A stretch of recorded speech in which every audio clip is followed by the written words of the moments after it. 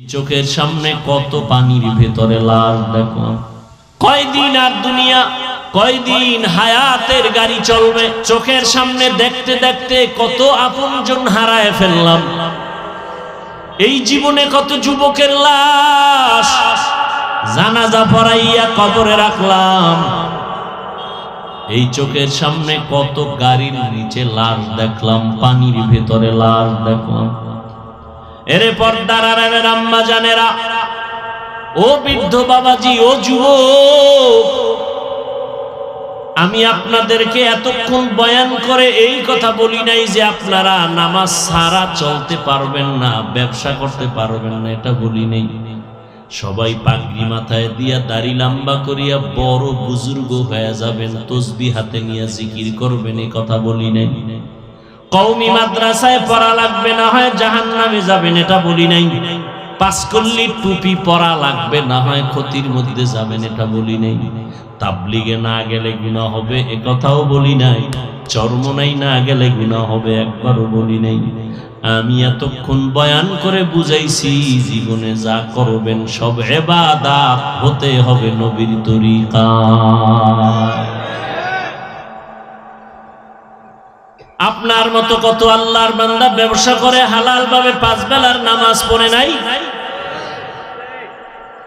জীবনে মাদ্রাসায় পড়ে নাই, জিনারের লাইনে পড়েছে, কিন্তু নামাজ বাদ দেয় না। বহু আল্লাহর বান্দা চাকরি করে সময় মতো নামাজ পড়ে। ও যুবক, তোমার মতো যুবক স্কুলে পড়ে, কলেজে পড়ে, সময় মতো 5 বেলার নামাজ পড়ে।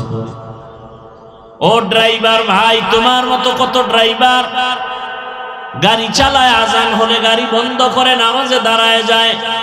ও কৃষক, তোমার মতো কত কৃষিজীবী ময়দানে গামছা বিছাইয়া নামাজ পড়ে, তারপরও নামাজ ছাড়ে না।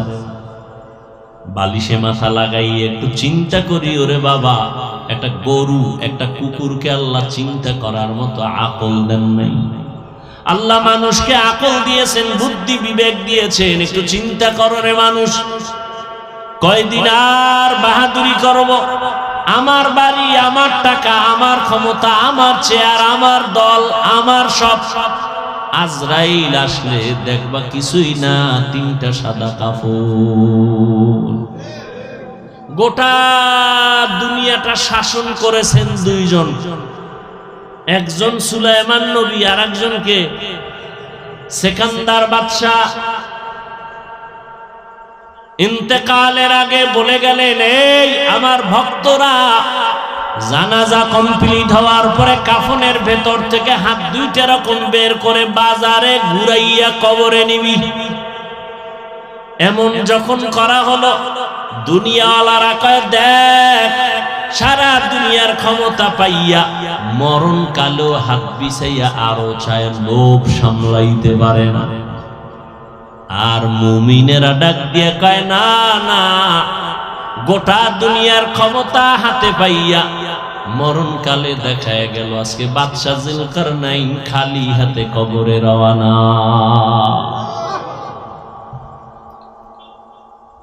কই আপনার দাদা, কই আপনার দাদি, কই আপনার নানা নানি চলে গেল?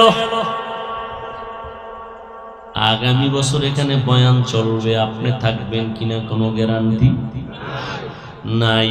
কি নিয়ে কবরে রওনা দিলেন, কি রেখে গেলেন? কত মানুষ কান্না করে, তাবিজ নেয়, দোয়া নেয়, সন্তান পায় না। আর আল্লাহ আপনাদের সন্তান দিছেন, মানুষ বানাইতে পারলেন না।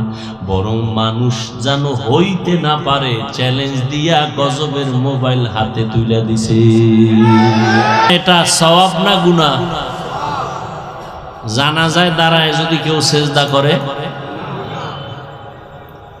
কেন? সে তো ভগবানেরে করে না, বট গাছেরে করে না, আল্লাহকেই করেছে। এরপরে সওয়াব হবে না গুনাহ? কেন হবে? নবীজির তরিকায় দরুদ শরীফ পড়া সওয়াব না গুনাহ? এখন নামাজে দাঁড়াইয়া আলহামদুলিল্লাহ আগে দরুদ শরীফ পড়লে কি পরিমাণ সওয়াব হবে? কেন হবে? নবীজির তরিকায় নাই।